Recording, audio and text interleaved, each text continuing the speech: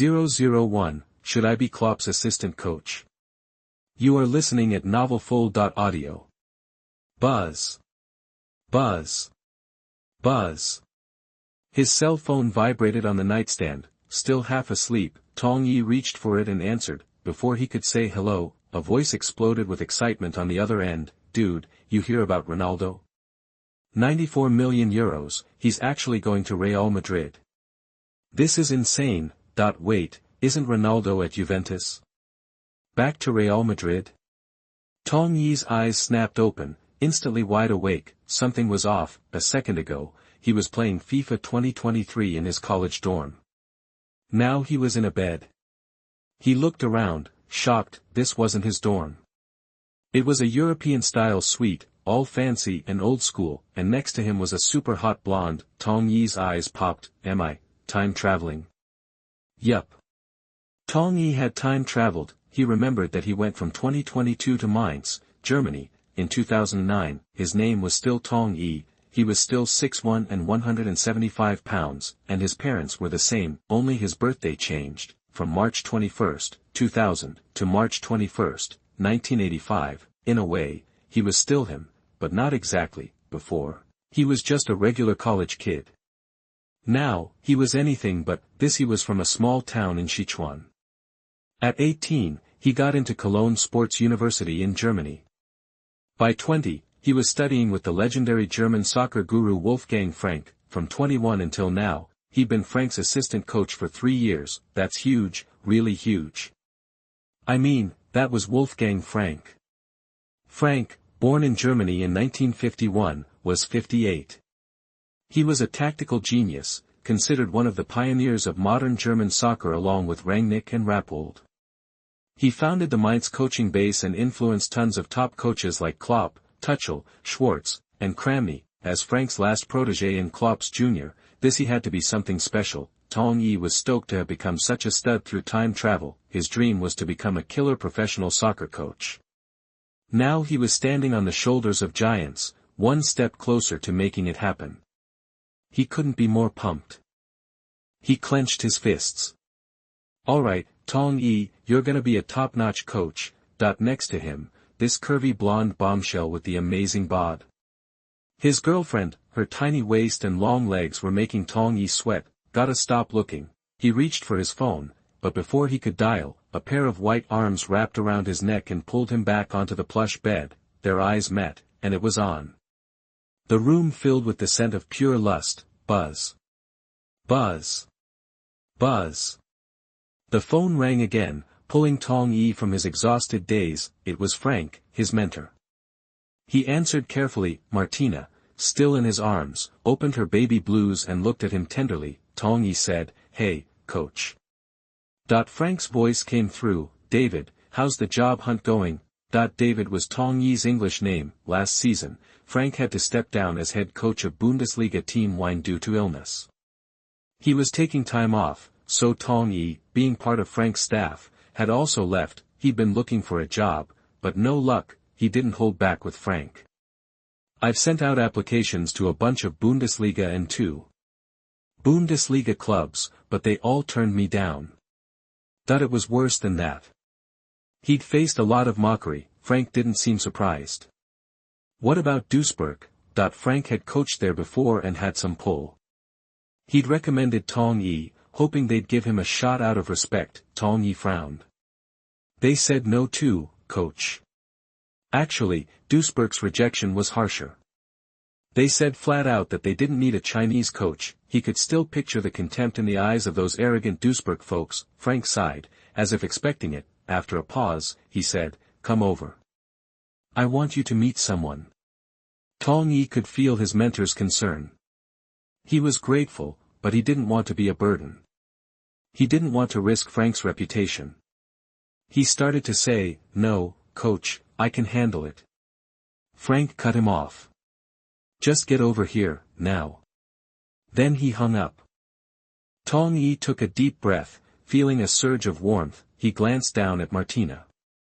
She was pretending to be asleep, but he saw right through her. He slipped out of bed, washed up, kissed her forehead, grabbed his coat, and headed out. As soon as he left, Martina grabbed her phone and dialed. "Hey, uncle, I need a favor." Frank's place wasn't far. Within a half hour, Tong Yi arrived.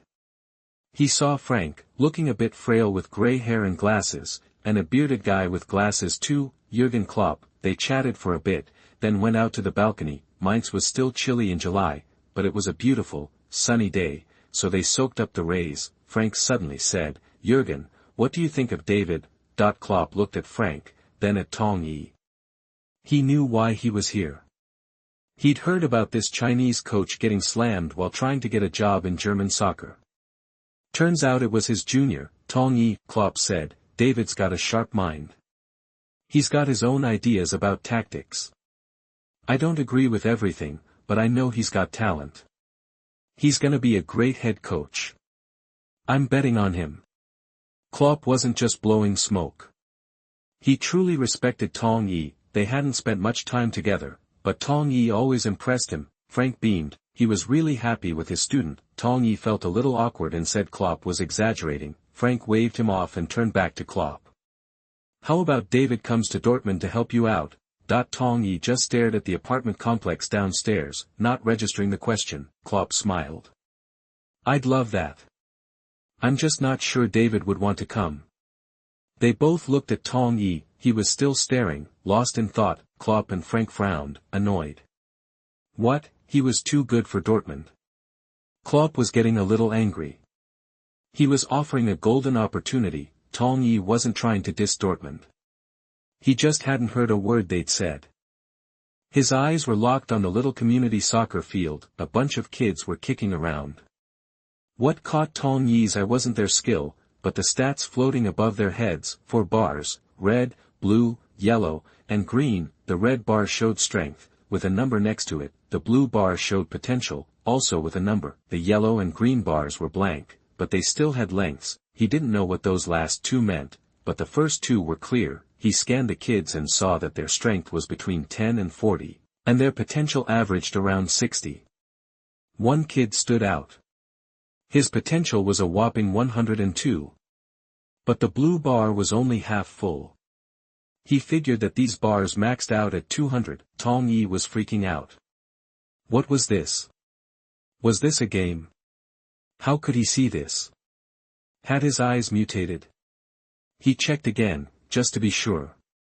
Yep, he could see the numbers. His eyes had definitely mutated. This must have happened when he was playing FIFA 2023 in his dorm. This was like having the eye of Sauron for soccer talent. Tong Yi was getting amped. He was about to blow up. Well, if you're too good for Dortmund, forget it. Klopp huffed, annoyed. Tong Yi snapped back to reality. He looked at the angry Klopp and Frank, and knew he'd screwed up. He apologized. "Coach, Jürgen, I'm sorry. I spaced out for a second. I'd never look down on Dortmund. It's an honor to even be considered. It's my dream to join a club like that." Klopp's anger cooled. He was still a bit miffed, but he said, "All right, come to Dortmund and get some experience with me." Frank nodded in agreement. Working as Klopp's assistant coach was an amazing opportunity. Tong Yi wasn't about to pass it up. He said, "Okay. If you believe, then." Before he could finish, his phone rang, startling them all. Tong Yi grabbed his phone. It was an unknown number. He apologized, answered, and said, "Hello." A rich, older voice said, "Is this David?" "This is Manfred Stoffs, general manager of Munich 1860. 002, officially signed with Munich 1860. You are listening at NovelsThe. Tong Yi looked confused. Munich 1860. Yeah, I'm Tong Yi. What does Mr. Stoffels want? Klopp and Frank exchanged puzzled glances. What could Munich 1860 possibly want Tong Yi for? They both stared at him, curious. Stoffels' unmistakable voice continued, "We received your application and cover letter. The top brass met and discussed it, and we think your tactical concepts and team-building ideas are a great fit for Munich 1860. So, we're formally inviting you to become our head coach." Tong Yi was floored. Didn't they turn me down before? Why the sudden invitation? He was baffled, but also thrilled. "I'm honored to be considered and thank you for your confidence." Klopp and Frank were stunned. This was completely out of left field. Klopp, especially, was surprised. A German club actually wanted Tong Yi, and a team like 1860 Munich at that. Munich 1860 was a big deal in German soccer. Before the Bundesliga, they were a force, winning a German championship, 2 runner-up titles, and a DFB Cup. They were a founding member of the Bundesliga, even joining 3 years before Bayern Munich. They won another German Cup in '64, were runners-up in the European Cup Winners' Cup in '65, and won the Bundesliga in '66, with another runner-up finish in '67. They were Bundesliga giants back then. Even with their ups and downs since, they still represented German soccer. The idea of them hiring Tong Yi, a ridiculously young Chinese guy, as head coach. Klopp wondered if the guys in Munich had lost their minds. Frank was equally shocked. It made no sense. Not an assistant, but the head coach. Unbelievable. He stared at Tong Yi, trying to figure out what had made Munich 1860 so high on him. Tong Yi was just as lost as they were. Stoffel's voice broke through. "Since you're on board, please come sign the contract ASAP. The new season's coming, and we're short on time." Tong Yi took a breath. "Okay, I'll wrap things up here and head over tomorrow." "Great. We're looking forward to it," Stoffels replied. Tong Yi said goodbye and hung up, feeling both excited and a little embarrassed. He looked at Klopp, who waved his hand. "It's fine. Munich 1860 is a better fit for you than Dortmund. Don't worry about it, I'm not that petty." Tong Yi nodded gratefully. Klopp smiled and clapped him on the shoulder. "David, congratulations. You're gonna be the head coach of a German second division team. Knock 'em dead. I have faith in you, I know you can do it." "Thank you." Tong Yi said sincerely. Frank snapped back to reality, looked Tong Yi up and down, and said, "While I'm a big believer in you, going solo now seems a bit rushed. But you've chosen your path, and I support it. Work hard, I know you'll succeed." Tong Yi nodded firmly, vowing to not let them, or himself, down. He would work hard and succeed.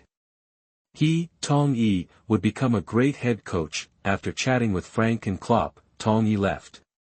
He needed to pack. He was headed to Munich to sign a contract with Munich 1860 tomorrow. The next day, Tong Yi arrived in Munich, accompanied by Towen Angel, Frank's lawyer friend. They were in the general manager's office at the Munich 1860 training ground. Across from them sat the club's bald general manager, Stoffels, the grey-haired, bespectacled club president, Rainer Baker, and the stocky sports director, Miroslav Stevich, in a tracksuit. After the introductions and pleasantries, they got down to business. Stoffels signaled his assistant to hand over the prepared contract to Tong Yi and Angel. "This is the contract our club drafted. David, take a look. If everything's in order, we can sign." Tong Yi and Stoffels had already discussed the contract, so he basically knew what to expect. Still, he carefully reviewed the document. It was mostly the same as what they'd agreed upon, a 1-year contract with a 2-year option, totaling 3 years. The annual salary was €350,000, increasing each year, with bonuses like €200,000 for promotion to the Bundesliga and €100,000 for reaching the promotion playoffs. The average Bundesliga second division head coach made around €500,000 a year, so Tong Yi's salary was low, and the bonuses weren't great either. But Munich 1860 wasn't in great shape financially, and Tong Yi was a young, untested Chinese coach. Overall, the contract was acceptable, and Tong Yi was content. Angel agreed that the contract was fine, except for one clause that felt a little off. It bothered Tong Yi, and he brought it up with Stoffels. "Mr. Stoffels, I'm generally happy with the contract, but I have a question about one point, the club's right to unilaterally terminate the contract 3 months after signing. I don't quite understand it. It defied logic. With that clause, Munich 1860 could fire him after 3 months without paying any compensation. That was unheard of in professional soccer. No wonder Tong Yi felt uneasy. Angel even suspected that Munich 1860 didn't really want to sign Tong Yi and just wanted to use him for 3 months. He was furious and questioned their sincerity. This wasn't a fair agreement at all. They were being condescending and weren't taking Tong Yi seriously. He was suddenly worried about Tong Yi's future with Munich 1860. Hearing Tong Yi's question, the 3 Stoffels exchanged knowing glances. They knew it was coming. It was a bit unfair, but they didn't have a choice. Stoffels apologized. David, please believe in our sincerity. We're doing this because of fan pressure. Angel scoffed, clearly unconvinced. Tong Yi understood, though, he was a total newbie with 0 coaching experience, which was bound to upset the fans. If the team was still struggling after he took over, the fans would revolt, and the club's management would take the heat. Munich 1860 was in financial trouble, and they had to watch every penny. If they fired Tong Yi suddenly, they'd have to pay severance. They didn't want that, hence the 3-month clause. Still, he had to bring it up, both to hear their explanation and to try to get something for himself. Stoffels had fought hard for that clause. He couldn't understand why the chairman had gone against the grain and chosen Tong Yi, a Chinese coach. He didn't see anything special in him. But even with the chairman's support, they couldn't object.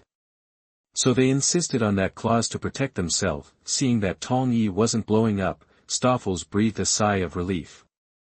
David, you know about Munich 1860's situation. We can't afford any more setbacks. This is for our own protection. Tong Yi repeated, protection. Stoffels nodded. Yes, protection.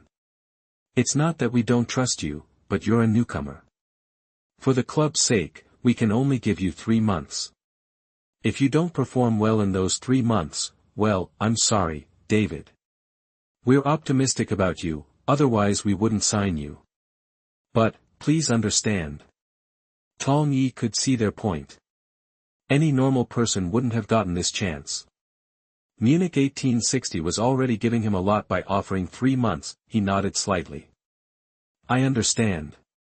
The 3 Stoffels breathed a sigh of relief. They were afraid he'd lose it. It seemed Tong Yi was reasonable, but Tong Yi's next word stunned them. If the club needs protection, I understand. But I need protection too.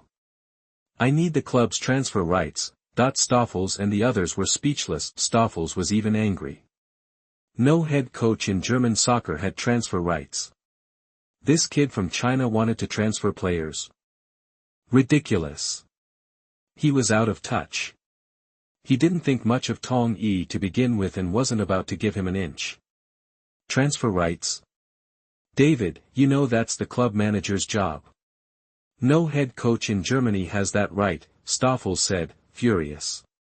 Tong Yi was trying to steal his power. He'd never let that happen.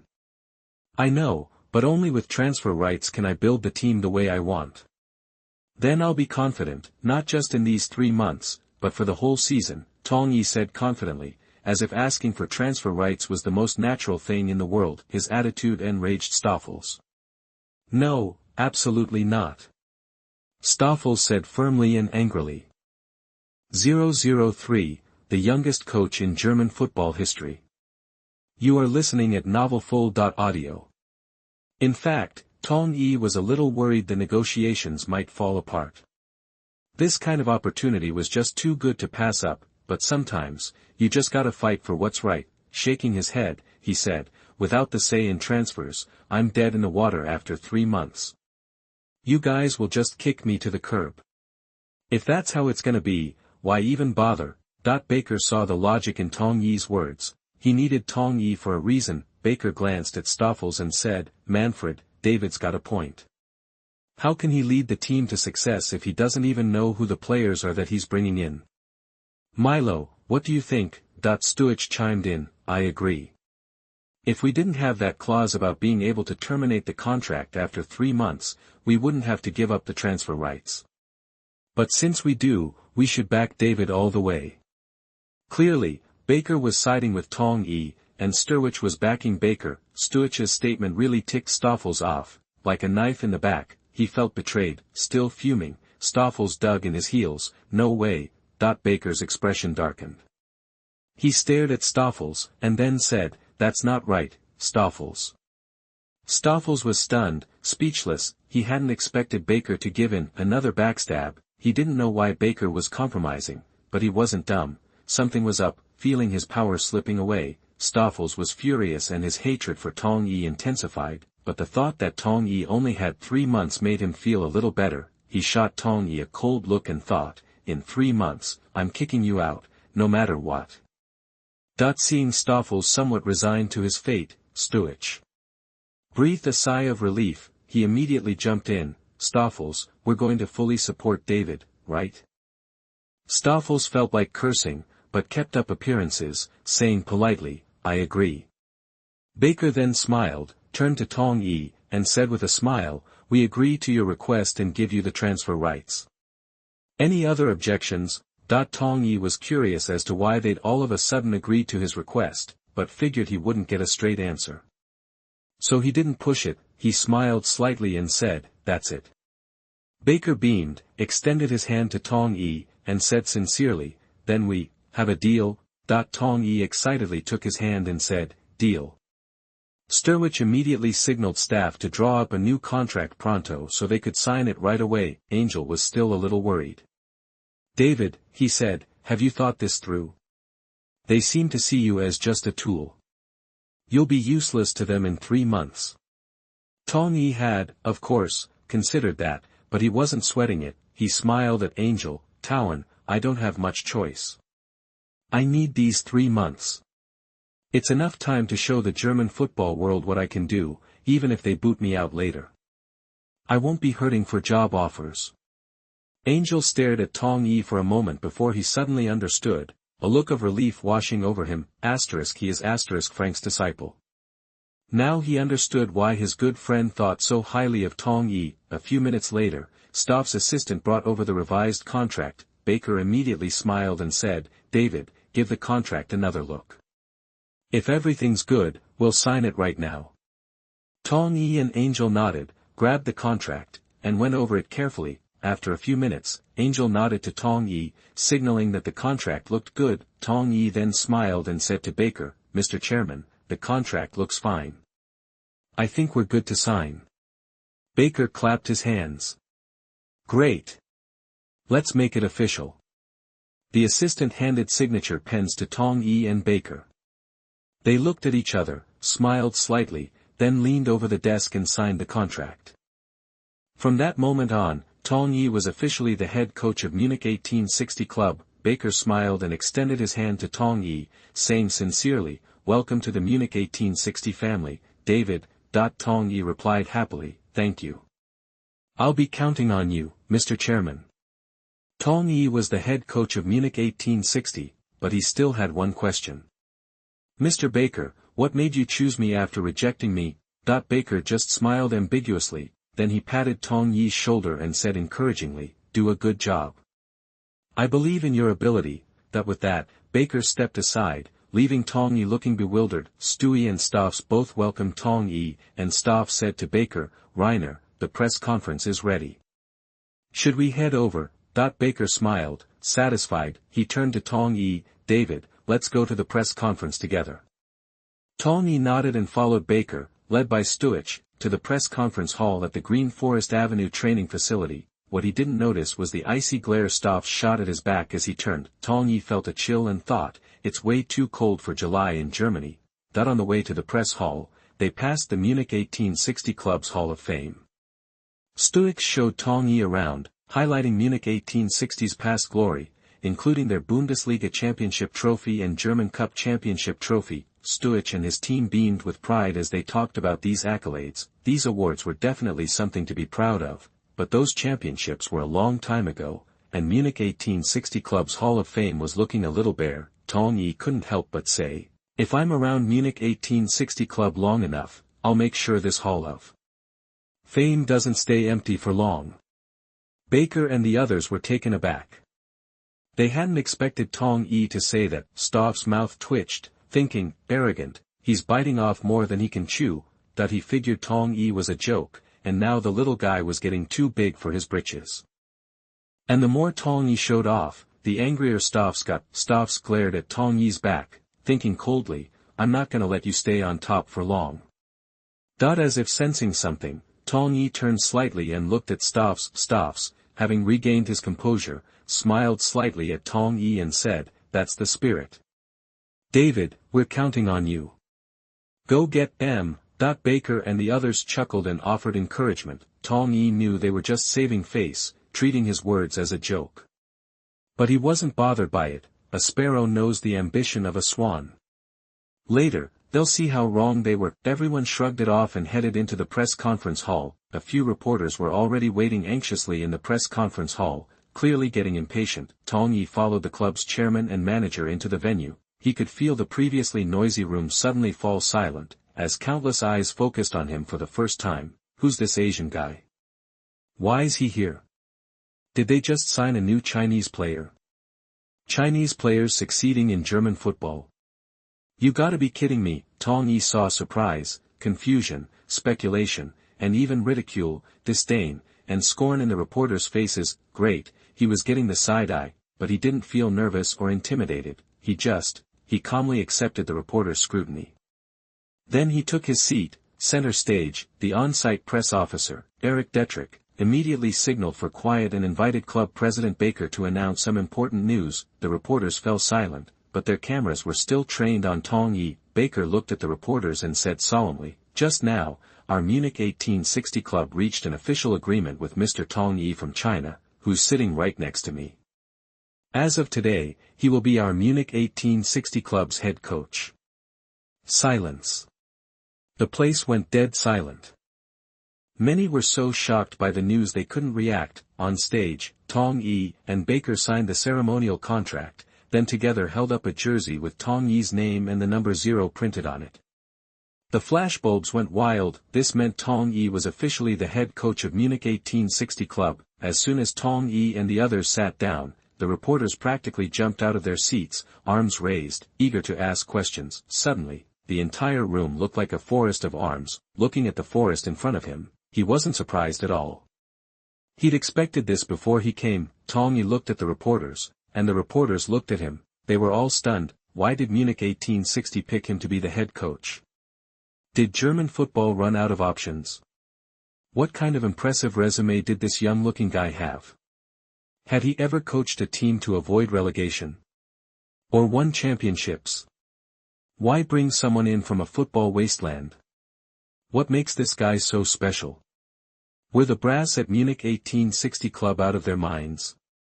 They had way too many questions and arms were waving in the air. Tong Yi saw the disdain, sarcasm, and other expressions on the reporters' faces. He gave a short cough, ignored the raised arms, leaned forward slightly, put his hands on the table, and calmly fiddled with the microphone. Ladies and gentlemen, I think I should introduce myself. Tong Yi's sudden announcement startled the reporters. My name is Tong Yi. You can call me David. I'm 24 years old, from China, and a professional football coach. I was a student of Wolfgang Frank. Whoa.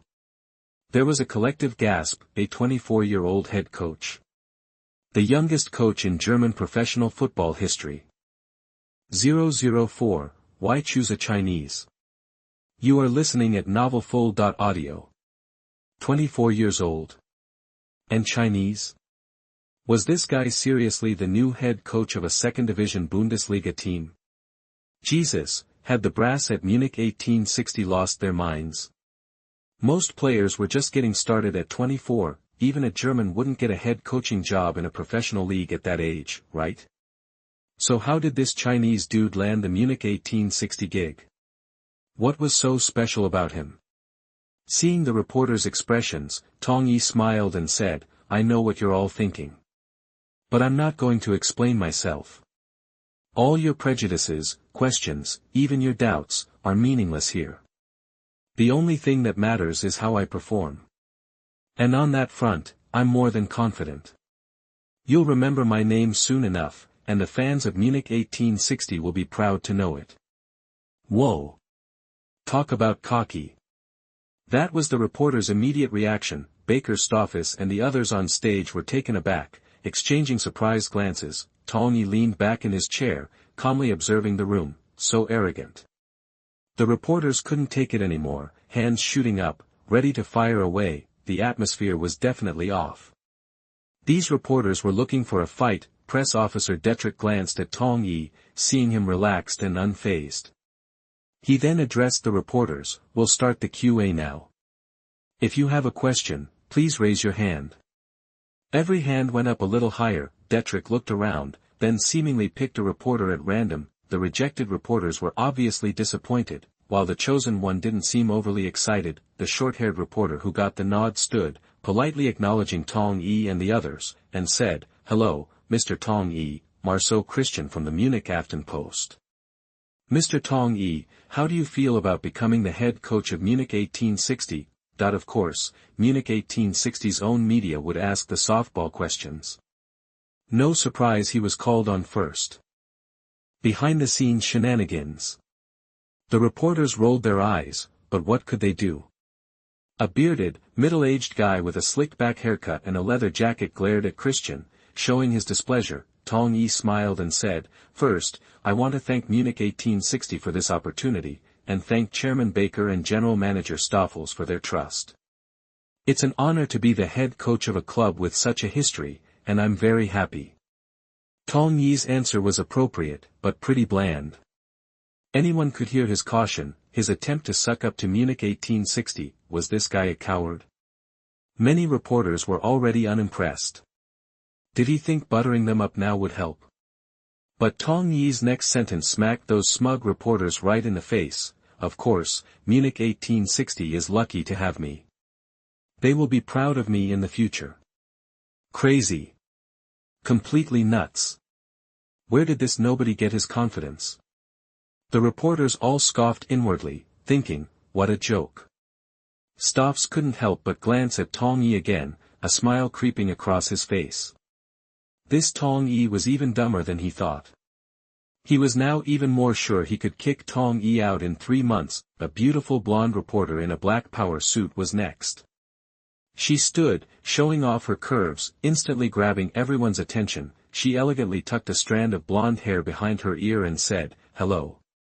Hannah von Hoffmann, Munich Daily News.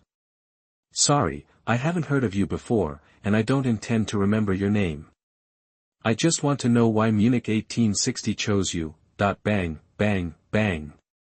A group of male reporters applauded, cheering her on. Some even subtly gave her a thumbs up, admiring her boldness. Hannah glowed, loving the attention. This woman was bold, disrespecting Baker and Stoffels, let alone Tong Yi. Everyone on the stage raised an eyebrow, but Tong Yi remained calm. He had expected these kinds of challenges and insults. Tong Yi replied coolly, "Because I'm good. Smart people choose me." Hannah's face flushed with anger, glaring at Tong Yi. The other reporters were equally ticked off, feeling insulted. Tong Yi was basically saying that only idiots would question him. Hannah glared at Tong Yi like a dagger and started to yell, "You." Tong Yi turned to Detrick, feigning confusion. "Didn't you say each reporter only gets one question?" Yes. Detrick stammered. Tong Yi said calmly, "Next." Detrick was stunned. He'd never seen someone dismiss a beautiful woman so coldly. He quickly turned and randomly called on the next reporter. Seeing Tong Yi's reaction, Baker nodded approvingly. "As a man, isn't it a bit ungentlemanly to treat a woman like that?" Tong Yi rolled his eyes. "That's irrelevant to this press conference. Besides, are you sure you're a real reporter? I thought you were here to hit on girls." The reporter and Hannah were humiliated, ashamed, and furious. They glared at Tong Yi, their eyes burning with anger. Another reporter stood and asked, "As the head coach of the Munich 1860 first team, what is your goal for the new season?" Tong Yi stated confidently, "Promotion, of course. Our goal is the Bundesliga." Laughter rippled through the room. At that moment, the middle-aged, bearded guy in the leather jacket was called. He introduced himself as Sebastian Jacobs from Bild. "Do you really think you can lead this team to promotion?" "I am confident." Jacobs scoffed, his sarcasm clear. "What a bold statement. You're young, Chinese, have no coaching experience, and haven't proven yourself in the professional world. What makes you think you can get this team promoted? Where does your confidence come from? Now that was a loaded question. The reporters were impressed. These guys from Bild didn't mess around. Tong Yi locked eyes with Jacob. This was a personal attack, he said. Technically, you've already had your question, so I don't have to acknowledge you. But I'm feeling generous, so I'll give you a freebie. Jacob's face turned red, his neck bulging, and his breathing quickened. As a reporter from Bild, he'd never been treated like this, these arrogant Chinese people. He glared at Tong Yi, wishing he could vaporize him. Tong Yi continued, my confidence comes from my tactical philosophy and my own ability. Jacob scoffed again. What ability? Anyone can say that. The reporters all wore skeptical expressions. Tong Yi stared at them coldly. I didn't have to tell you this, but I will now. Jacob and the others watched intently, wondering what he was going to say. Tong Yi declared, I have an agreement with the Munich 1860 club, 3 months. If I don't get Munich 1860 to the top of the Bundesliga within 3 months, I'll resign. And don't doubt it, because I'm that confident. With that, Tong Yi shot a quick look at Stoffs, stood, and left. The press conference was a disaster. No one expected Tong Yi to be so outspoken, so arrogant. Of course, no one thought he could do it. They figured he was just full of hot air. Jacob was stunned at first, then sneered. He could already picture Tong Yi leaving Munich in disgrace in 3 months. Stoffs practically had to bite his lip to keep from laughing. With Tong Yi's outburst and the media frenzy that would follow, all of Germany would know that if he failed to reach the top of the Bundesliga in 3 months, he'd be kicked to the curb. He was going down in flames. The reporters began to pack up. They rushed back to file their stories. This was headline news, and they had to be first. In a world where clicks were king, getting the story first would bring the biggest rewards. Naturally, the reporters didn't want to be left behind. Hannah left immediately, but there was an exception. Jacob was the exception. As a reporter for Bild, he had a keen nose for news. As a veteran, he firmly believed that Tong Yi's hiring was more than just a fluke. There was a bigger story here, maybe even a scandal. So he stayed. He wanted a one-on-one with Stoffs, the general manager of Munich 1860. He had noticed something off about Stoffs at the press conference, but couldn't put his finger on it. He trusted his gut. As general manager, Stoffs had to know something. Now it was just a matter of convincing Stoffs to talk. Just as he suspected, Stoffs was holding something back. As the Munich 1860 group left the room, Stoffs lagged behind, not as enthusiastic as Chairman Baker and Sports Director Stuix. It was as if he didn't care about Tong Yi's arrival. Jacob smirked. I knew it. Seeing that the room was empty, Jacob hurried to Stoffs and said, General Manager Stoffs, 1 moment. Stoffs stopped and turned, surprised. He didn't expect any reporters to still be here. Shouldn't they be racing to file their stories? Why was Jacob still around? Still, the guy was from Bild. Stoffs asked, what do you want? Jacob approached Stoffs, handing him his business card. Mr. General Manager, Sebastian Jacobs, Bild. Stoffs took the card but didn't look at it. I know. You introduced yourself at the press conference. I know you. You cover the Bundesliga. I read your stuff. Good work.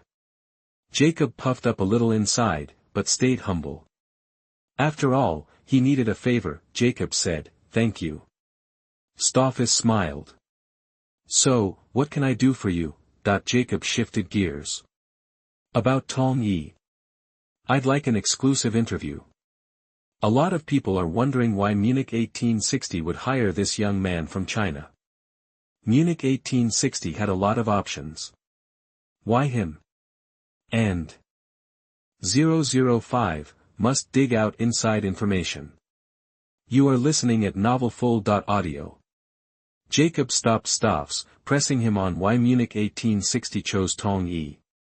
Because he sees something in him, Stoffs began, but then he cut himself off, waving his hand. Okay, look, I can't really say anything about this. Check the Munich 1860 official website for a special report. That's all I can offer you. Stoffs turned to leave, even though he and Tong Yi weren't exactly buddies, and he wouldn't mind causing him some trouble. he wasn't about to get caught doing it. Asterisk the best hunters often appear in the form of prey. Desperate, Jacob grabbed Staff's arm, pleading for an interview, even hinting at a hefty payment for his time. This only angered Staff's. He threw Jacob's hand off. You think I can be bought? Manfred isn't that kind of guy. You want to bribe me? Get real. With a snort, Staffs walked away. Jacob, of course, was annoyed, figuring Staffs was just being a prude. He muttered to himself, don't think I don't know your history.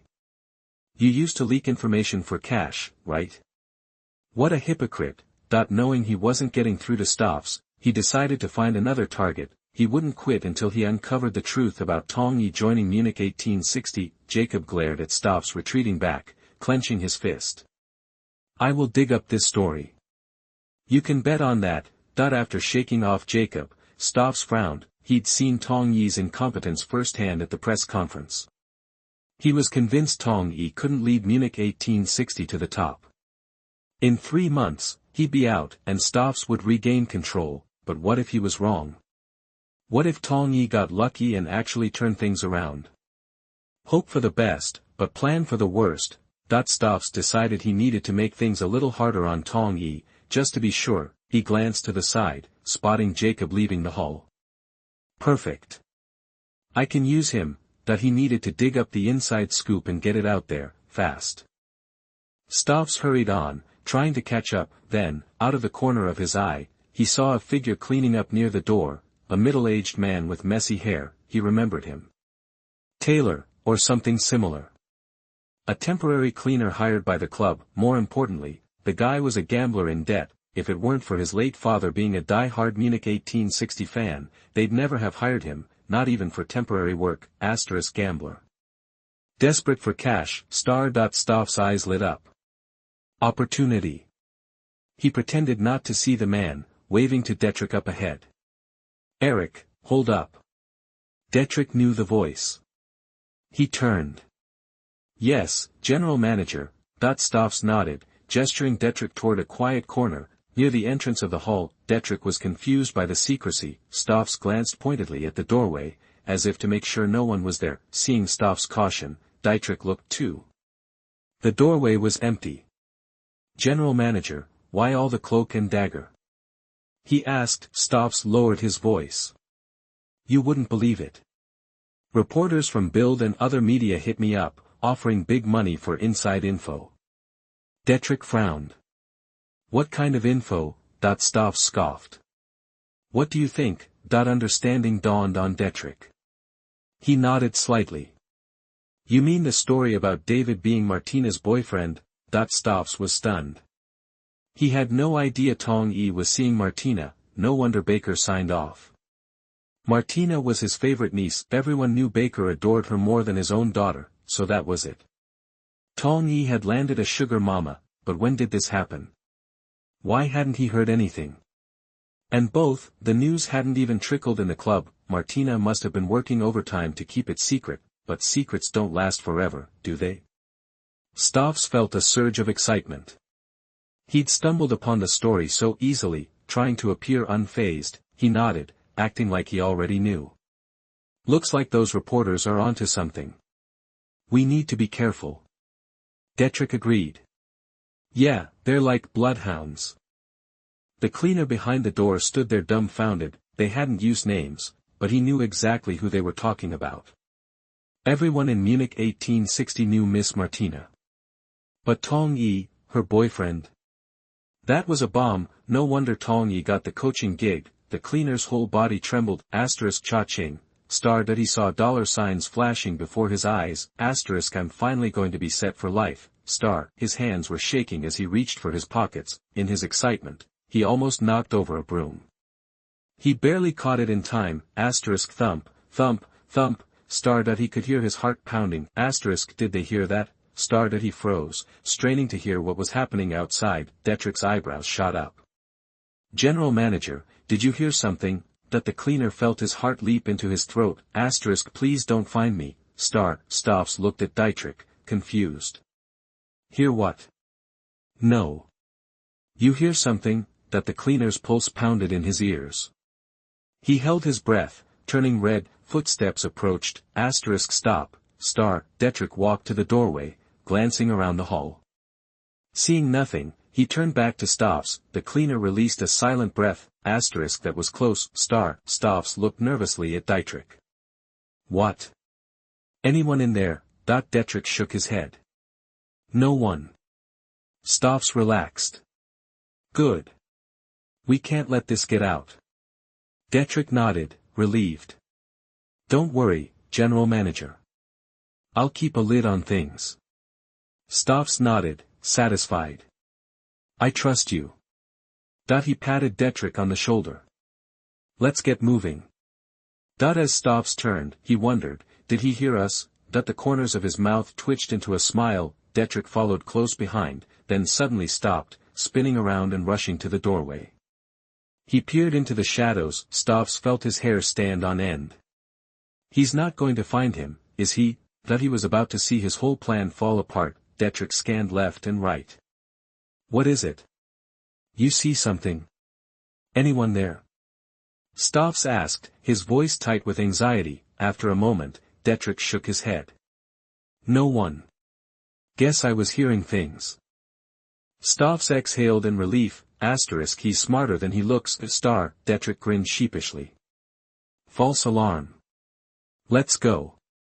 They walked for a while before the cleaner crawled out from under a table. Seeing they were really gone, he let out a shaky breath, that was too close. Making a buck isn't easy, As he stood, he saw a business card lying on the floor, right where Stoffs had been standing. He picked it up. Build, Sebastian Jacob, talk about a gift from the gods, A slow smile spread across his face. He quickly dialed the number and spilled the incredible story to Jacob. 006, create a young guard army. You are listening at NovelsThe. Munich, Germany. Inside the Green Forest training facility, Tong Yi settled into the head coach's office. Michael Bruns, the assistant coach, handed him a document. Here's the current first-team roster you asked for, David. Bruns had been with Munich 1860 for a long time, and he declined the invitation to join the previous coach's team, out of loyalty to the club. The goalkeeping coach was the same. Looking at the roster, Tong Yi frowned. The situation was even worse than he'd imagined. The team was a mess. Only 13 players remained on the first team. It looked like most of them had been sold off by Baker and the others. Is the team that strapped for cash? Tong Yi asked. Bruns gave a wry smile. Yep. Tong Yi nodded, already thinking. He recalled that Munich 1860's financial troubles had started around 2002 when they co-funded the Allianz Arena with Bayern Munich. Back then, Wildy Moser, the club chairman, was determined to turn Munich 1860 into a top club. He couldn't stand the team always flirting with relegation. So, in the late 90s, he'd splashed cash on new players to beef up the squad. They actually finished fourth in the league in 2000 and snagged a Europa League spot. That success fueled Moser's ambition. He kept investing, and then agreed with Bayern Munich to build the Allianz Arena together, a project that cost over €300 million. Construction began in 2002, and the stadium opened in 2005, but Munich 1860 didn't make it that far. They were relegated to the second division in the 2003-2004 season. Fans were furious and accused Moser of betraying the club. His son was arrested for corruption, and Moser was forced to step down, leaving the club drowning in debt. Since then, Munich had been in a financial freefall. In 2006, the club was almost forced into regional leagues because they couldn't afford the second division guarantee deposit. They had to sell half their shares in the Allianz Arena for €11 million just to stay afloat. Munich 1860 was even placed under trusteeship for a while, and multiple presidents came and went, but none of them could solve the debt crisis. Chairman Baker and his team selling players to raise money to ensure they could participate in the Bundesliga next season. It made sense, but it was a major headache for Tong Yi. You can't make an omelette without breaking eggs. Is there a list of players who were sold? Tong Yi asked suddenly. Bruns looked surprised, then nodded. Yeah, there is.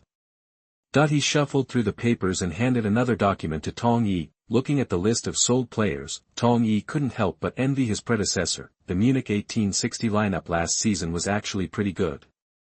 Their youth academy had contributed some great players like the Bender brothers and Fabian Johnson. The Bender brothers were now German soccer superstars.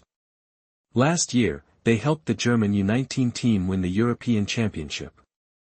Just this past June, Johnson, another Munich 1860 product, won the U21 European Championship with the German U21 team. Unfortunately, the team hadn't performed well enough last season, and Kurtz got the axe. Now, none of those players were with Munich 1860 anymore. Sven Bender had gone to Dortmund for €1.5 million, Lars Bender went to Leverkusen for €2.5 million, and Johnson had been sold to Wolfsburg for €1.1 million. Midfielder Baumgartlinger went back to Austria for a measly €200,000. Shortly after returning, he became a national player. Tong Yi had no idea Munich 1860 was hurting this badly. Baumgartlinger was a great player, a Bundesliga captain in later years.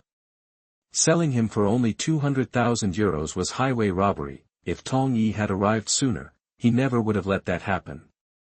Too late now. Tong Yi knew his first priority was recruiting players for the new season. Staring at the list of 13, Tong Yi frowned. He needed at least 10 more to fill out the roster, and given the club's financial situation, that was a tall order. He looked up. "Do you know what the transfer budget is this year?" Bruns smiled grimly. "No idea. But I'm guessing it's not much." Tong Yi nodded. He'd have to talk to the chairman, but he wasn't getting his hopes up. He wouldn't be able to splurge on stars, or even average players. He'd have to aim low, a second or third-tier European league, maybe.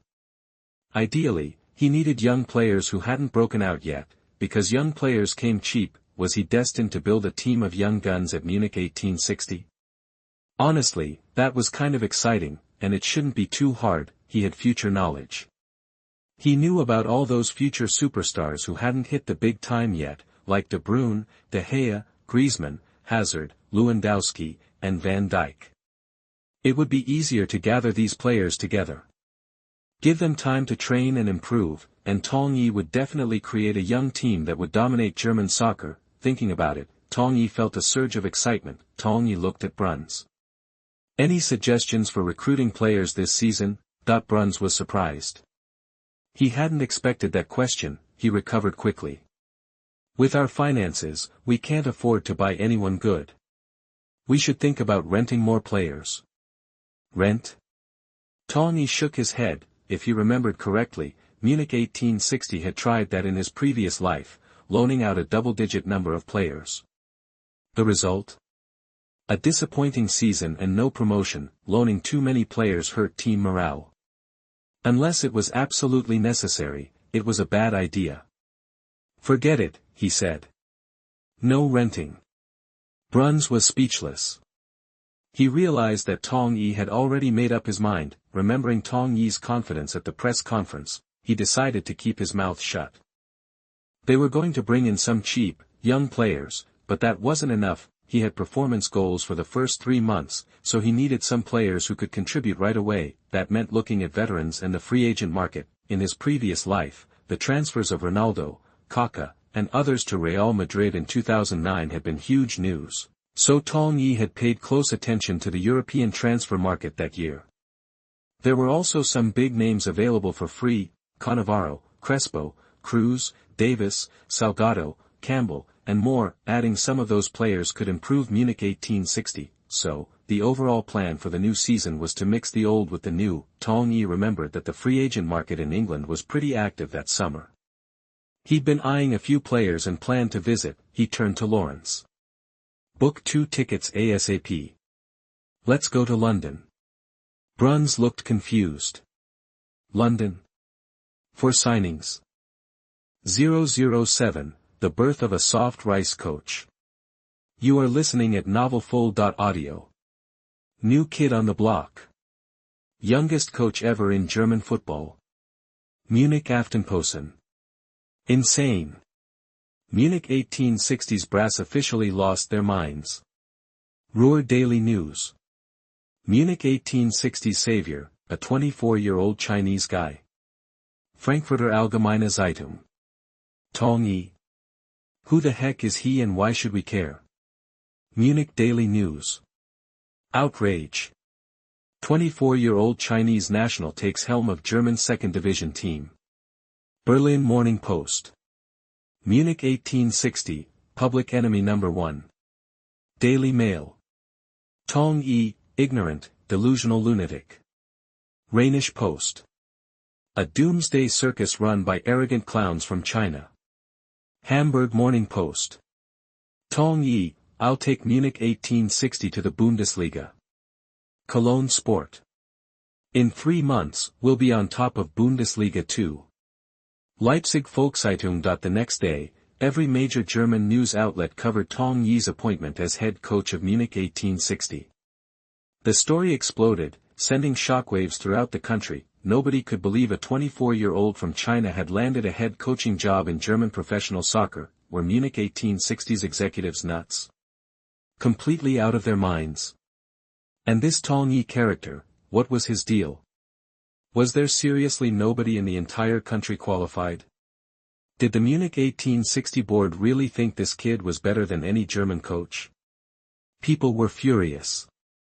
Absolutely livid. The proud German public couldn't swallow it, and what made it even worse was Tong Yi's cocky attitude at the press conference.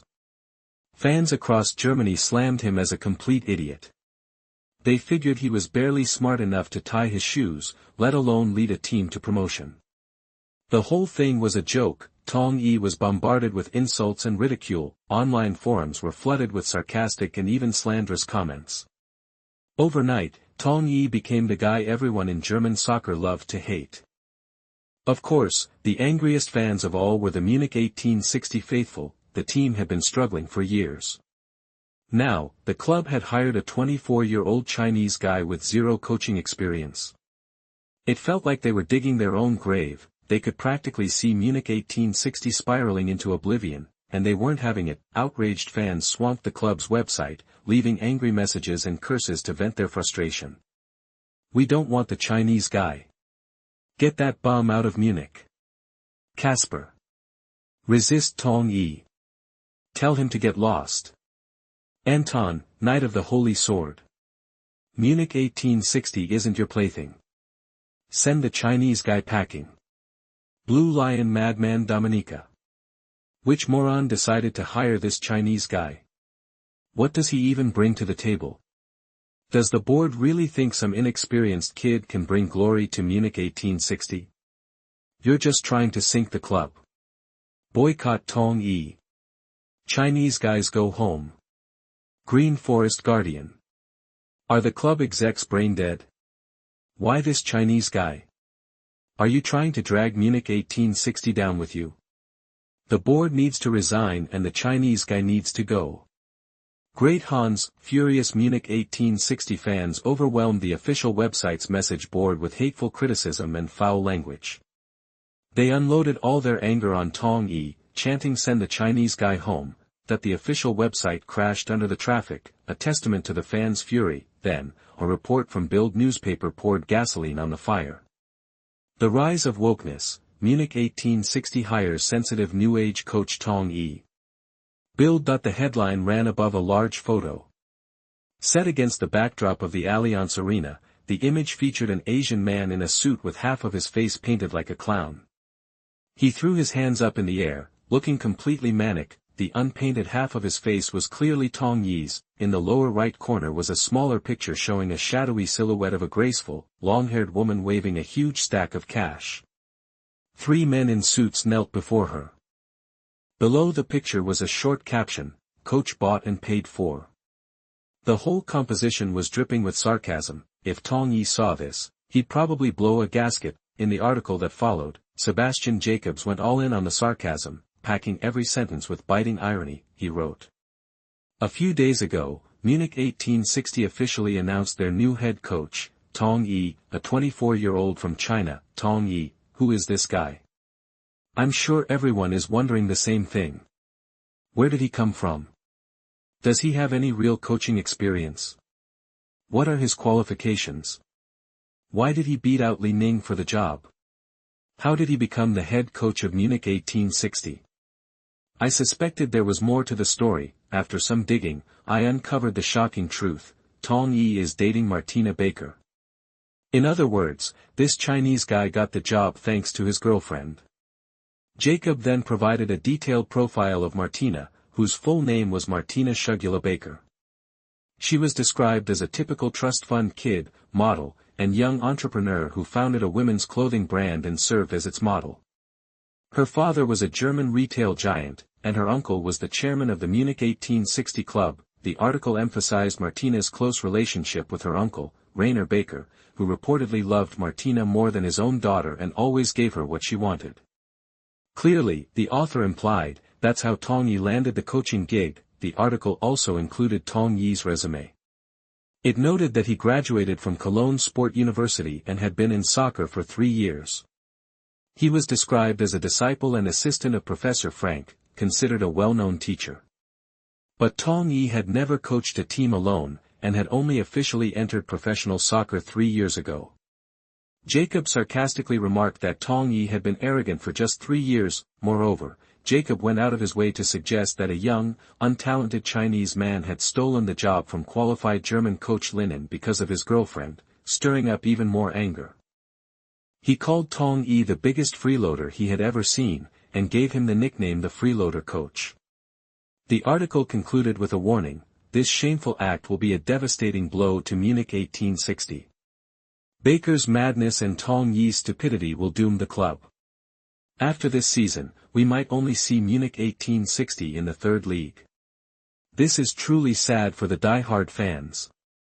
Your suffering has just begun.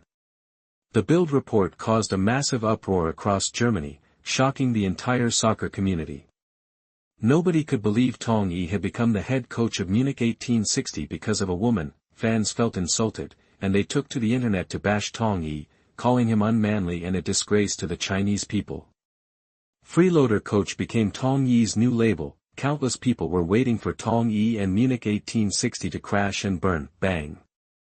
In a bar near Green Forest Street in Munich, a bearded, bald, overweight man slammed his fist on the counter, making a huge noise.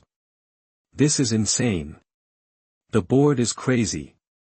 Baker and Martina don't care about Munich 1860 at all. We can't just sit here and do nothing. The Blue Lions fan club has to stand up. We need to make our voices heard. We have to show them that Munich 1860 isn't a toy. Brothers and sisters, we need to unite and defend our club. Let's go to the club and demand answers. As the director of the Blue Lions fan club, Hermann Hans Meyer, I will fight with you. Meyer waved his arms and charged toward the Munich 1860 club building, shouting down with Baker. Tong Yi out. More and more fans joined him along the way, swelling the crowd as they marched toward the club building.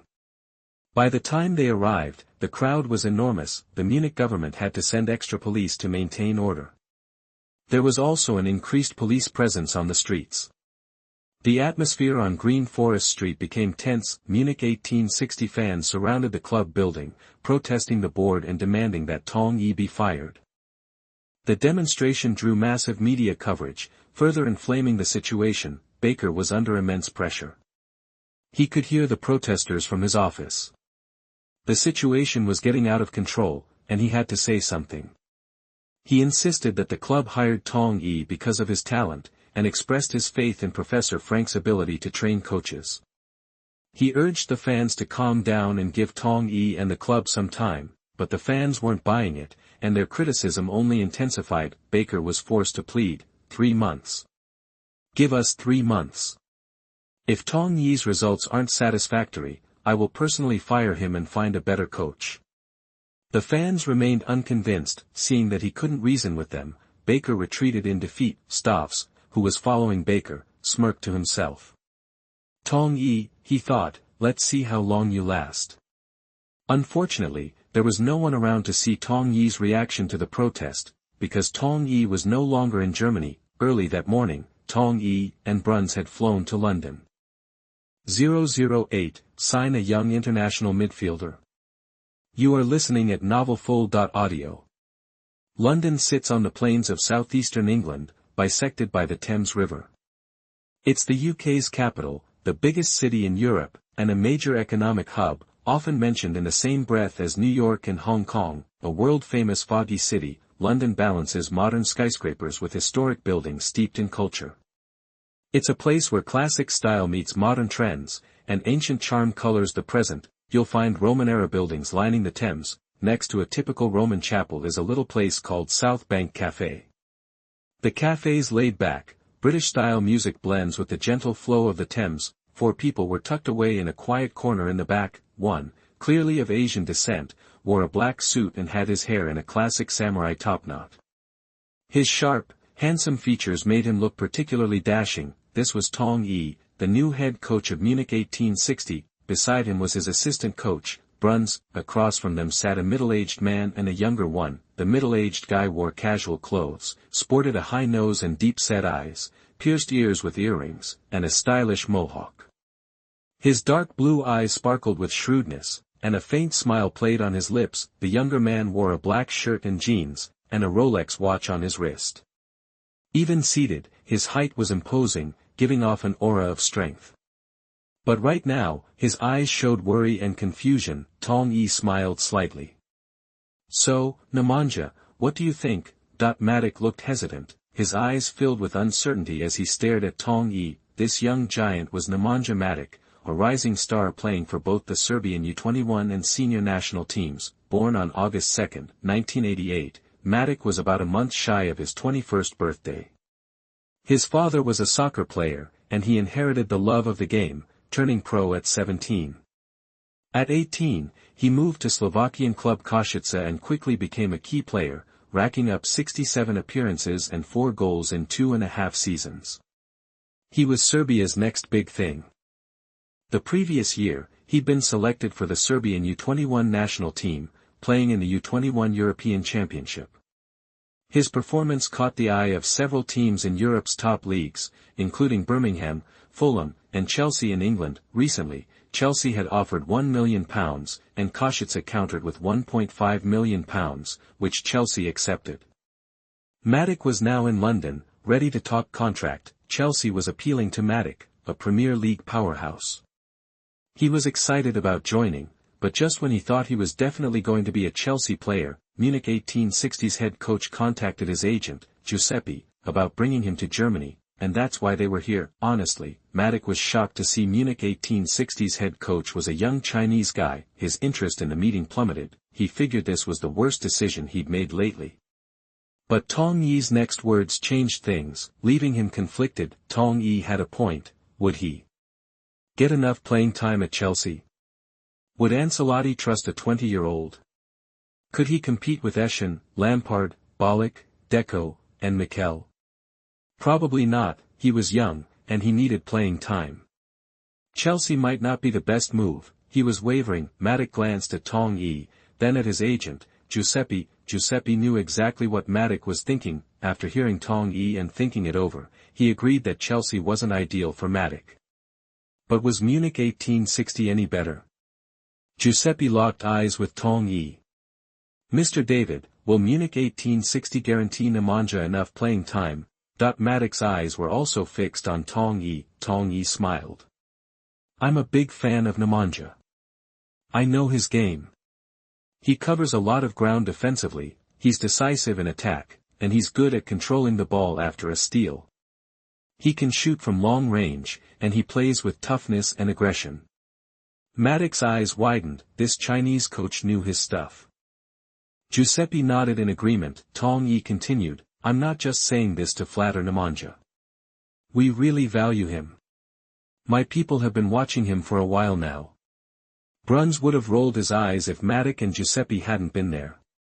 He doubted Tong Yi had been following Matic for long, but Giuseppe and Matic bought it, impressed by Tong Yi's knowledge. "We wouldn't go to this trouble just to bring in a substitute," Tong Yi added. Giuseppe liked what he was hearing. "As long as Nemanja's healthy, he'll be our starting defensive midfielder." Tong Yi was genuinely excited about Matic. His eye of bull had already sized him up. The numbers were 135 and 179, showing Matic's current ability at 135 and his potential at 179. The yellow and green bars looked promising too. Overall, Matic was strong, sure, he was still a bit raw, but Tong Yi thought he could handle Bundesliga too. Giuseppe and Matic exchanged glances, impressed. Starting in Bundesliga 2 was better than sitting on the bench at Chelsea, but Matic still hesitated. After all, Chelsea was Chelsea. Giuseppe saw his hesitation. David, we appreciate your interest in Nemanja. Munich 1860 is a great club, but we need to think about it. I hope you can give us some time. Matic nodded. Tong Yi paused. He knew it wouldn't be an easy sell. He understood Matic's hesitation. Sure, take your time, Tong Yi said. But I should tell you something, Nemanja. Matic and Giuseppe thanked Tong Yi, promising to consider it. They were eager to hear what he had to say. Tong Yi continued, from what I understand, Chelsea's sporting director is pushing for you, not Ancelotti himself. Matic was shocked. Being wanted by the head coach was completely different from being wanted by the sporting director. He'd never heard of any friction between Chelsea's head coach and sporting director, but if the head coach wasn't on board, he definitely wouldn't be a priority. If Tong Yi was right, joining Chelsea might not be so rosy. He looked at Giuseppe, seeking confirmation. Giuseppe was surprised. How did Tong Yi know that? Seeing Matic's expression, Giuseppe didn't deny it. David's right. Matic's face changed. Bruns was also taken aback. How did Tong Yi know this? Tong Yi smiled. Nemanja, I'm a big fan and I'd love for you to join Munich 1860. Think it over. I'm only in London for 3 days. The message was clear. Matic and Giuseppe understood. They promised to get back to Tong Yi soon. After a bit more conversation, Matic and Giuseppe left. As soon as they were gone, Bruns turned to Tong Yi. You really rate this Serbian that highly? You're really planning to make him a starter? Bruns thought Matic was close to signing. Tong Yi nodded. Absolutely. As long as he's healthy, he'll be my starting defensive midfielder. Bruns was worried. But he's young and inexperienced. Throwing him in the deep end like that. Tong Yi waved his hand. I know it's a risk, but I believe in him. Besides, I can pair him with a veteran to guide him. Bruns knew Tong Yi was set on it. He still had doubts about the team's future. He couldn't understand why the club hired this young Chinese guy. Don't worry, Tong Yi said. Matic won't let you down. Bruns wasn't convinced, but he asked, so what now? We wait for his answer. Tong Yi shook his head. No, we also want to bring in an experienced veteran and a talented player who's lost his way. Bruns perked up. Who are they? Tong Yi smiled mysteriously. I'll keep you in suspense. You'll find out soon enough. Bruns frowned, annoyed, but then he remembered something. What about that physical trainer you mentioned? Isn't he supposed to be in London too? Tong Yi looked at Bruns, smiled, and said, he's not going anywhere. We'll meet him after we're done with him. Bruns was curious about this physical coach he hadn't met. 009, sign a world-class centre-back.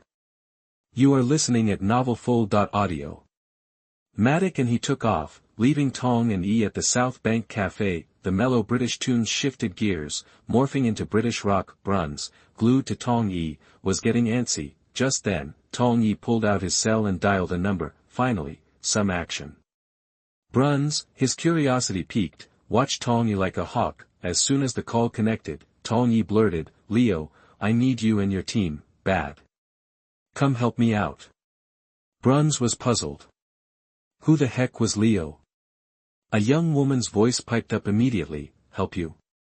No way. Tong Yi's eyebrows shot up. Why is that? The voice on the other end shot back, you're kidding, right?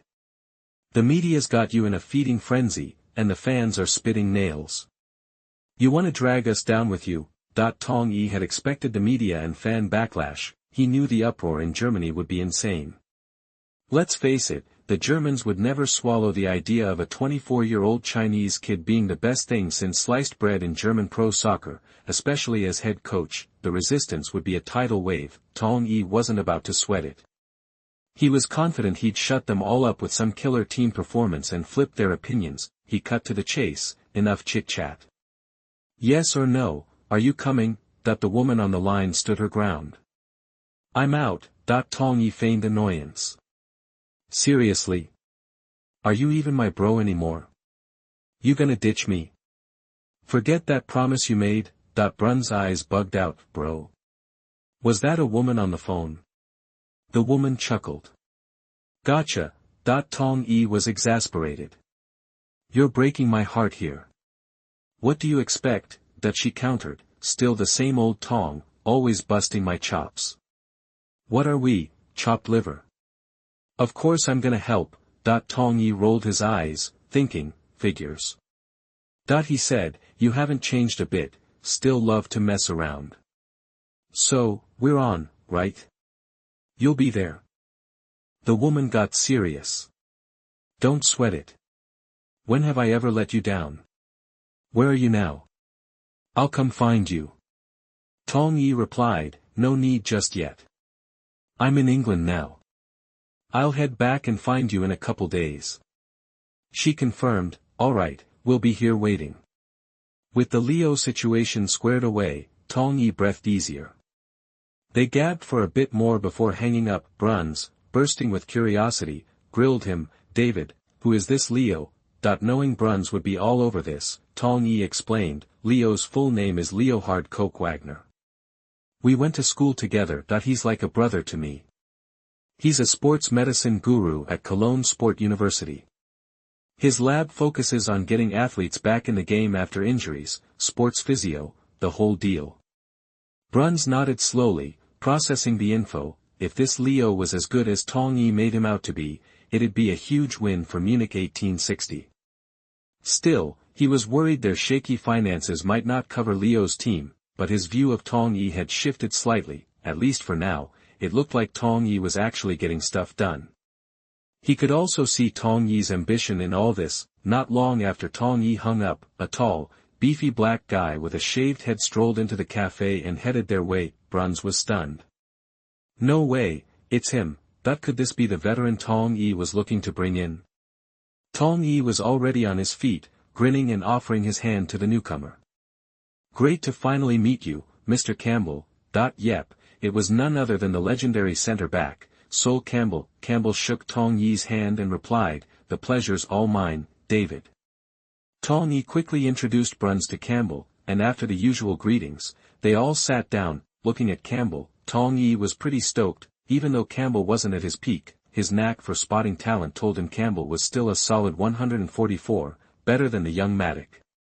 What really blew Tong Yi away was Campbell's potential, clocking in at 184. He was world-class, no doubt. Plus, Campbell's yellow and green bars were off the charts. He was the player with the longest green bar Tong Yi had ever seen. Even though he wasn't sure what those bars meant exactly, Campbell was definitely the real deal. This only cemented his determination to get Campbell on board. Tong Yi also knew that last season, Campbell was the main centre-back for Premier League mid-table team Portsmouth, playing 32 league games and 4 UEFA Cup games. He even helped Portsmouth snag the Football Cup as a starter. You couldn't question his skills. Campbell's contract with Portsmouth had expired this summer. Tong Yi jumped right in. Mr. Campbell, we at Munich 1860 would love to have you on our team. We're serious. Campbell chuckled. You know I've got plenty of Premier League teams chasing me, right? Why would I pick a German second division team? Bruns was sure Tong Yi was getting ahead of himself. Tong Yi just smiled. I know you've got offers from the Premier League, but I also know you're leaning towards Notts County in League Two. Campbell, now a free agent, did have offers from several Premier League clubs, but Tong Yi remembered that Campbell ended up not joining any of them. Instead, he went to Notts County in England's fourth-tier League Two on a free transfer. That summer, a Middle Eastern consortium had bought the oldest club in the world, flaunting their ambition and vowing to reach the Championship in 5 years and the Premier League in 10. They also snagged former England coach Eriksson.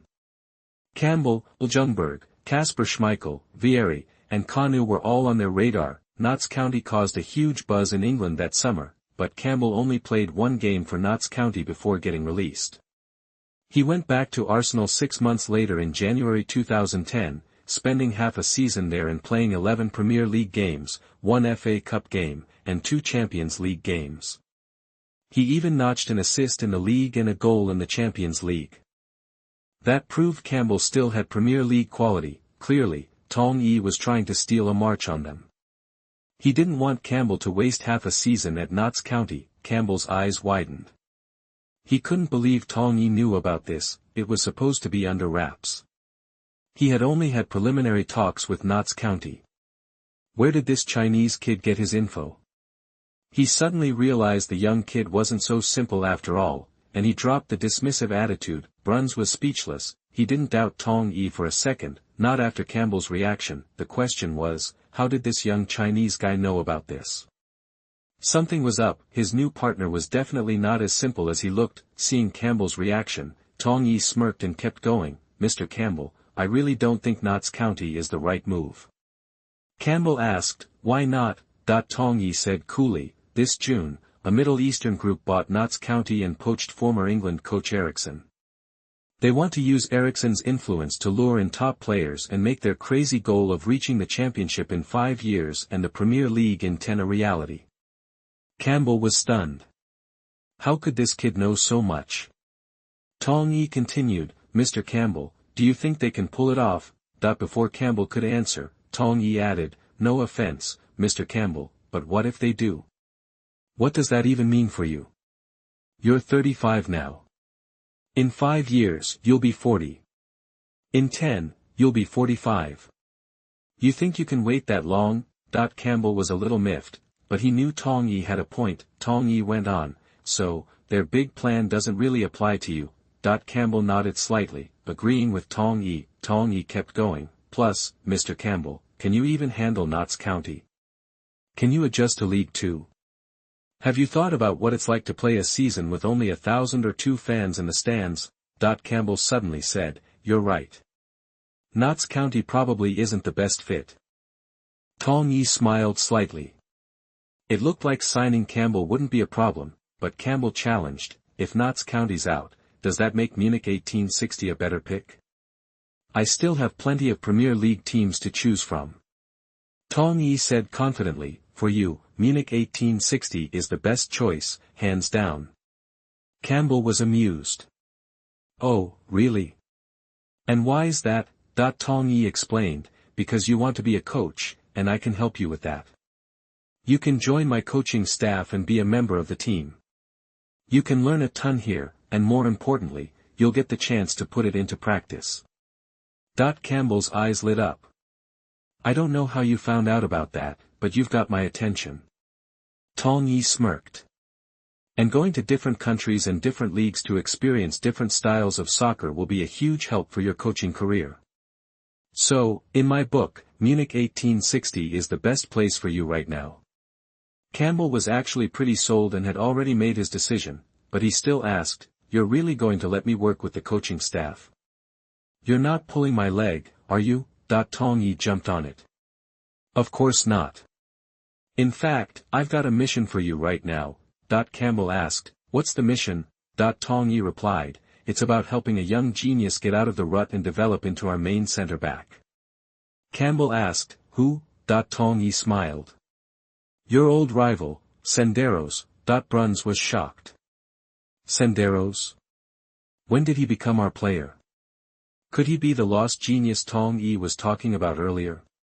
Campbell mulled it over and said decisively, all right, I'm in. I'll join Munich 1860. Soon after Campbell signed, Tong Yi got a call from Matic, who also wanted to join Munich 1860. This made Tong Yi ecstatic. Now, he just needed to do everything he could to bring Senderos into their Munich 1860 fold. 010, Crazy Premier League, Crazy Tong Yi. You are listening at NovelFull.audio. Tong Yi had already signed the contracts with Campbell and Matic. They just needed to pass their physicals to officially join Munich 1860. Bruns wasn't thrilled about these signings, mainly because of their salaries. It wasn't that he didn't think they were good players, but the price was steep. The 21-year-old Serbian was getting £12,000 a week, while Campbell's weekly wage was a whopping £25,000. That meant the young Serbian would be pulling in close to €750,000 a year, and Campbell's salary was a staggering €1.6 million. This is insane, Bruns glared at Tong Yi, his voice rising. Do you even know what the average salary is for our players? This will completely screw up our existing pay structure. Are you even thinking about how the older players are going to react? Bruns could practically see the locker room revolt, with veteran players demanding raises and the whole club descending into chaos. This kid still wet behind the ears. He thought. Tong Yi knew what Bruns was worried about, and he said calmly, "Isn't Campbell worth €1.6 million? Bruns sputtered, momentarily speechless. He paused, then said, "Okay, a world-class centre-back like Campbell could be worth that kind of money. But he's getting old, he's 34. Bruns' real issue was that he thought Campbell was past his prime and not worth the money. Tong Yi turned to Bruns.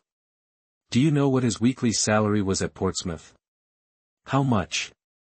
Bruns asked. When he moved to Portsmouth as a free agent in 2006, he was making £50,000 a week. It's been 3 years, so with raises, it's probably around £70,000 now. Bruns gasped. He knew the Premier League salaries were high, but he hadn't realized how high, and Portsmouth was just a mid to lower tier team. Campbell was just an aging veteran. The Premier League is rolling in dough. He thought. The Premier League is nuts. Bruns shook his head, indicating his disbelief. Tong Yi pressed on. "And do you know what Notts County in English League 2 was offering him?" Bruns assumed Notts County wouldn't be able to offer Campbell much. They were a 4th division team, after all. Their salary structure should be pretty low, but Tong Yi's question made him suspicious. Something was up. He looked at Tong Yi and asked cautiously, "Tens of thousands of pounds, maybe," but even as he said it, Bruns realized how ridiculous it sounded. A 4th-tier team offering tens of thousands a week. Bruns shook his head slightly, his eyes locked on Tong Yi. Tong Yi immediately shook his head. "Of course not." Bruns felt a wave of relief. "Okay, so the 4th tier wasn't completely insane," Tong Yi continued. "Notts County offered him £7,000 a week." Bruns exploded. "Then why did you give him £25,000 a week? Are you out of your mind? We're in the 2nd division." Bruns even suspected that Tong Yi was taking a kickback. "I heard Chinese people are as shrewd with money as Jewish people." Tong Yi chuckled and said, "Yes, Notts County offered Campbell £7,000 a week as a player, but they also offered him an ambassador contract worth £33,000 a week." An ambassador contract worth £33,000? He stared at Tong Yi, eyes wide. "Are you telling me Notts County was really offering Campbell £40,000 a week?" Tong Yi nodded slightly. Bruns was speechless. A 4th division team offering a £40,000 a week contract. This world has gone mad. He still couldn't quite believe it. Suddenly, Bruns realized something was off. "Wait a minute. This doesn't make any sense," he exclaimed. Tong Yi frowned slightly. "What do you mean?" Bruns said urgently. "You just said Campbell was making £70,000 a week at Portsmouth. Why would he go to Notts County in League 2 for £40,000? That doesn't add up." Bruns glared at Tong Yi, his suspicion reignited. Tong Yi nodded. "It does seem a little strange. But I know why." Bruns stared at Tong Yi, confused. "Why?" Tong Yi said, "Portsmouth is in financial trouble and hasn't paid its players in months. As far as I know, they owe Campbell nearly £2 million in back wages. Would you stay with a team like that?" Bruns took a deep breath, shocked. Portsmouth's financial situation was even worse than he thought. He wouldn't stick around in that situation. Now he understood why Campbell would leave Portsmouth for Notts County. Tong Yi also knew that in 2006, Campbell had signed a 2-year contract when he joined Portsmouth, and his contract had expired last year. According to rumors, Campbell's weekly salary was £30,000 when he renewed his contract with Portsmouth last year. Of course, Portsmouth's wage arrears were still in place. Now that Notts County was offering him a weekly salary of £40,000, he was naturally willing to go. Moreover, Notts County offered him a 4+1 5-year contract, which is equivalent to a retirement contract. Tong Yi looked at Bruns, smiled and said, "Now do you still think we made a loss by signing him with a weekly salary of £250,000?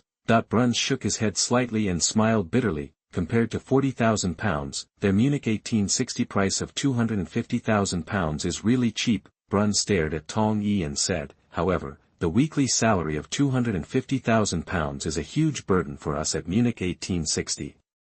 Yes, Munich 1860's current financial situation is very bad and it cannot afford it. Moreover, the current maximum salary of Munich 1860 is only about €1 million.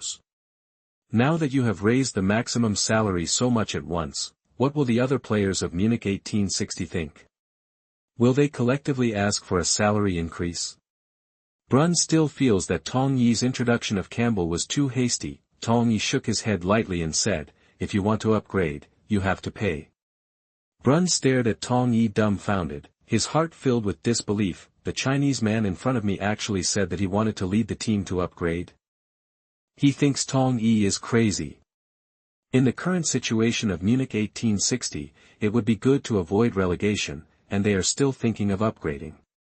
Tong Yi is really delusional.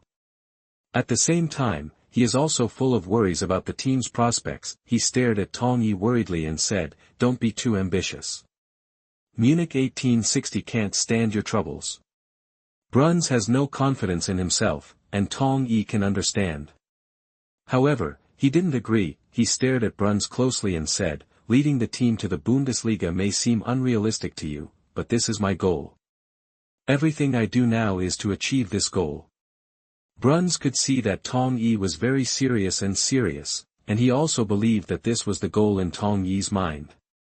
However, he is not optimistic about Tong Yi. However, Bruns still said, "It's a good thing to have goals and ideals, but you have to be clear about the current financial situation of our team." After speaking, Bruns patted Tong Yi on the shoulder. Tong Yi could feel Bruns' deep feelings for Munich 1860. He didn't want Munich 1860 to be in a worse situation. Tong Yi solemnly said, "Don't worry, I won't mess around. This salary is definitely for our team. The only one." Hearing Tong Yi's assurance, Bruns nodded slightly. Bruns actually felt that Tong Yi was a bit messy, but he felt that Tong Yi was really making progress step by step towards the goal he had set. Although he did not believe that Tong Yi could lead the team to upgrade, he still chose to support Tong Yi. He sighed and said, "I hope Campbell's condition is worthy of this salary." Tong Yi has no doubts about this. Later Tong Yi knew that Campbell had also played for Arsenal and Newcastle United, and also played in some games. Later, it was only due to conflicts with Notts County and injuries at Newcastle United that his strength declined rapidly and he retired in 2012. If Campbell does not waste half a season and stays healthy, Tong Yi thinks there will be no problem for him to play for another 2 or 3 seasons. Tong Yi firmly believes in this, which is why he spent such a high price to introduce Campbell. More importantly, Tong Yi hopes that Campbell can help Senderos regain his confidence. Tong Yi said, "Don't worry, he won't let us down." Tong Yi has said this, and Bruns has nothing to say. Bruns looked at the foggy sky outside the window, frowned slightly and said, "The weather in London is really terrible. I hope our sky in Munich 1860 will be clearer." Tong Yi shrugged slightly and said nothing. At this time, a tall, bald man wearing a black casual suit walked into the South Bank Café. While he was looking around, Tong Yi immediately stood up and stretched out his hand to signal, "Felipe, here." Bruns immediately turned his head and looked over. What appeared in front of him was Felipe Senderos, the Swiss centre-back of the Premier League Arsenal team. Bruns was not surprised at all by this, because he knew that they appeared at the South Bank Café today just for the Swiss central defender. Senderos saw Tong Yi and immediately came over. Seeing Senderos approaching, Tong Yi immediately stretched out his right hand and said cordially, "Hello, Felipe, I am Tong Yi, the head coach of Munich 1860. You can also call me David." Senderos also stretched out his right hand to hold Tong Yi's right hand and said, "Hello, Coach David, I am Senderos." After the three met, they exchanged pleasantries. After the pleasantries, Tong Yi went straight to the point and said, "Felipe, you should know the reason for my visit. I am very optimistic about you and want to invite you to join our Munich 1860. Tong Yi is really very optimistic about Senderos. This guy is very talented. Unfortunately, injuries and psychological shock defeated him and made his career go from high to low. Tong Yi felt very sorry for Senderos.